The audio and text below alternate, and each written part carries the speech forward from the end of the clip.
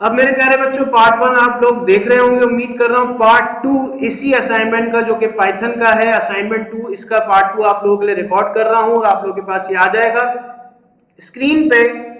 यहाँ पर मेरे प्यारे बच्चों आपके पास जो भी अब मैं चीज बता रहा हूँ उसको बड़े ही गौर से देखना, समझना।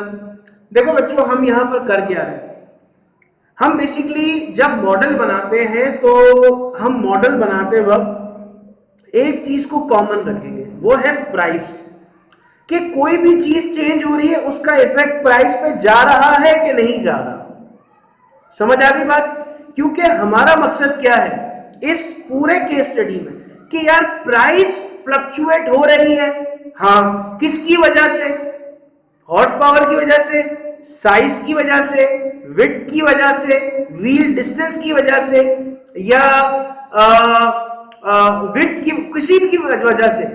अगर प्राइस पे इंपैक्ट आ रहा है तो हम क्या करेंगे, उसको अपने मॉडल का पार्ट बना लेंगे। समझ आ रही है बात? अब मैं आपको जो बता रहा हूं, सबसे पहले हम कौन सा मॉडल ला रहे हैं ये आपके सामने मैंने इसलिए हाईलाइट कर लिया ताकि आपको फोकस रहे कि मैं कहां किस एरिया की बात कर रहा हूं।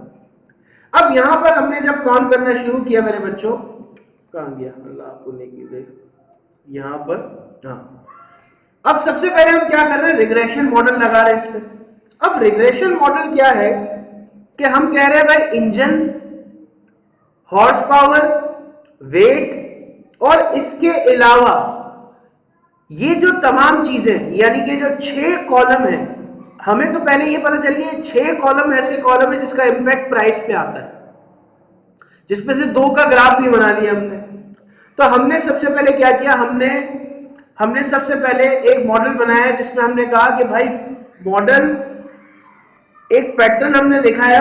हमने कहा कि देखो भाई हमें क्या करना है, हमें मॉडल को ट्रेन करना है किस तरीके से कि अगर हॉर्स पावर चेंज करूं तो प्राइस मेरे पास चेंज हो जाए, अगर मैं साइज चेंज करूं तो प्राइस चेंज हो जाए। यानी मैंने क्या किया, प्राइस को वेरिएबल बनाया और जो मैं पुट करता जाऊंगा वो उसकी बेस पे प्राइस मेरी चेंज होती जाएगी। मैंने इसके लिए रिग्रेशन मॉडल लगाया। पहली चीज, अगर आपको ये सवाल है कि भाई हमने सबसे पहला मॉडल कौन सा लगाया, तो आप कह सकते हो भाई हमने रिग्रेशन का मॉडल लगाया जिसकी बेसिस पे हमने कॉम्बिनेशन बनाया। कोई भी मॉडल लगाओगे सबसे पहले रिग्रेशन मॉडल लगेगा जिसकी बेसिस पे आपके पास पूरा एक कॉम्बिनेशन बनेगा। ठीक है, आप इस पूरे के पूरे लेक्चर को इस तरीके से समझो कि देखो बेटा कि आप पहली बात तो यह है कि मशीन लर्निंग के इस मॉडल के इंप्लीमेंटेशन को समझोगे। आपने इस एरिया को, जो ये वीडियो है, इसको सिर्फ इस तरह समझना है कि इससे रिलेट अगर कोई सवाल आ जाए, हट के नहीं आएगा, अलग से नहीं आएगा, कोई आसमानी सुल्तानी चीजें नहीं आने वाली, इसी से पूछा जाएगा। तो इसको जितना अच्छे तरीके से समझ लोगे, अच्छा कोई ये ना सोचे कि इससे पहले हमें कोई चीज की नॉलेज होनी चाहिए, ये सोच के ये वीडियो बना ही नहीं है। सही है? तो सबसे पहले आपके पास जो मॉडल इंप्लीमेंट हुआ कॉम्बिनेशन बनाने के लिए, वो हुआ क्या, रिग्रेशन मॉडल का। ठीक है, फिर इसके बाद आपने लगाया, यहां पर लिख लो आर स्क्वायर्ड करके एक मॉडल है, वो आपने इंप्लीमेंट किया। और ये मॉडल क्या है, ये मॉडल की स्ट्रेंथ है। ये मॉडल की क्या स्ट्रेंथ है? अच्छा, आर स्क्वायर्ड बताता क्या है? आर स्क्वायर्ड बताता है कि जितना अच्छा मॉडल होगा, जैसे मिसाल के तौर पे आपका मॉडल जितना अच्छा होगा उतना आपके काम आएगा। यानी मिसाल के तौर पे इसको आप ये समझ लो कि गाड़ी का इंजन जितना ज्यादा अच्छा होगा, आपकी गाड़ी की जो लाइफ है वो बढ़ जाएगी। ये समझ, गाड़ी का जो इंजन है ना, वो अगर सही है तो आपकी गाड़ी की लाइफ बढ़ जाएगी। इसी तरीके से भी कोई भी मॉडल होगा, उसका जो स्ट्रेंथ है, उसका जो इंजन है, वो क्या है, जे स्क्वायर्ड। ठीक है, सॉरी, आर स्क्वायर्ड। फिर इसके बाद आपने क्या किया, यहां पर आपने कॉफिशिएंट अप्लाई किया ताकि आप सीरीज ऑफ जो मॉडल है उसको यहां देख सको। मैं यहां बता भी देता हूं। अब आपने यहां पर क्या किया, जरा इसको भी समझा देता हूं वरना बच्चे बोलेंगे। पहली चीज, हमने यहां से लेकर यहां तक जो किया, बेसिकली कॉम्बिनेशन बनाया। फीचर, ये तमाम चीजें क्या है, ये एक्स फीचर है। फीचर में क्या आ गया, ये फीचर आ गया। सही है मेरे बच्चों? अभी जो मैंने बात की थी ये कोड की जबान में लिख दी। और हमने सबको क्या किया, रिलेट कराया किससे, प्राइस से। फिर हमने यहां पर एक एसके लर्न मॉडल रखा, ठीक है ना, ये एक लाइब्रेरी है, ओके हो गया। और इस मॉडल में हमने क्या चीज, हमने पहले ट्रेन क्या किया, हमने कहा कि भाई अब जो भी हम काम करेंगे उसमें एक्स जो होगा वो फीचर है, वाई जो होगी वो प्राइस है। क्लियर है, रिपीट कर रहा हूं, सुनना।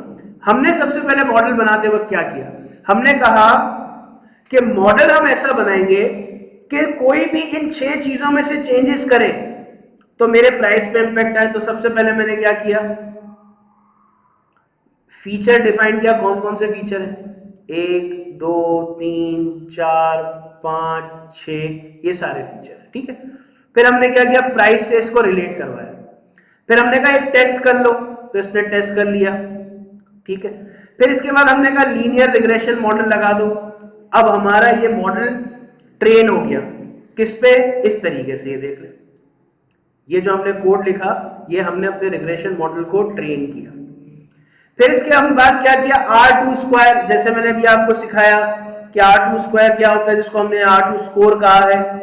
यहां पर हमने मीन निकाल लिया, हमने यहां पर क्या निकाल दिया कि स्क्वायर क्या है, ये तमाम चीजें हमने ये मॉडल बना दिया। मॉडल बनाने के बाद हमारे पास ये दोनों चीजों का नंबर आ गया। अब यहां पर हमारे पास क्या है, यहां पर हमें कहा गया ये वो सीरीज है कि जिसकी बेसिस पे आपका मॉडल क्या होगा, ये देखो ये 0 है, 1 2 3 4 चलता तो ये बनता जाता, लेकिन हमने कहा 0 पे हमें बता दो पूरा का पूरा कि बन क्या रहा है। हॉर्स मिनिमम एक मीन क्या होना चाहिए, इंजन साइज का, हॉर्स पावर का, क्यूब वेट का, कार विड्थ का, व्हील बेस का, इस सब का हमें बना के दे दिया। फिर यहां पर हमने क्या किया, ये जो आखिरी वाला पार्ट है, ये आखिरी वाला पार्ट, अब हमें यहां पर हमने क्योंकि मॉडल ट्रेन कर लिया, मॉडल क्या क्या ट्रेन किया हमने, मेरे प्यारे बच्चों, हमने पहले ये बनाया, देखो ये हमने काम किया, ये वाला एरिया। फिर हमने 2 मॉडल बनाए, मॉडल बनाने के बाद अब हमने इस मॉडल को खुद टेस्ट कर रहे हैं। टेस्ट कैसे कर रहे हैं, आखिरी वाले कोड पे। अब मेरी जिम्मेदारी है कि मैं यहां कौन सा नंबर लिख दूं। अब मैंने 130 की जगह 150 लिख दिया, मैंने यहां 110 की जगह, मैं थोड़ा सा यहां पर हाईलाइट कर लिया।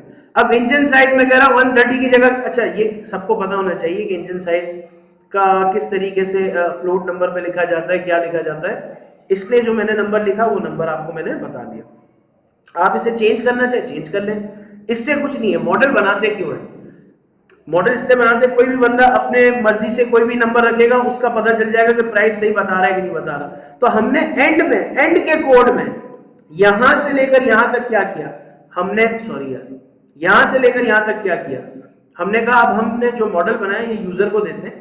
यूजर क्या करेगा, अपने हिसाब से इंजन का साइज लगाएगा, हॉर्स पावर लगाएगा, क्यूब वेट लगाएगा, विड्थ लगाएगा, व्हील बेस, और फिर आखिर में क्या करेगा, एवरेज माइलेज, क्योंकि ये वो तमाम चीजें हैं जिसकी बेसिस पे कार का प्राइस डिसाइड होता है। तो जब हमने खुद से चीजें इंप्लीमेंट की, यानी कि ऐड की, तो हमें दिया। अगर मैं इसकी जगह कोई और नंबर लिखता तो कोई और प्राइस देता।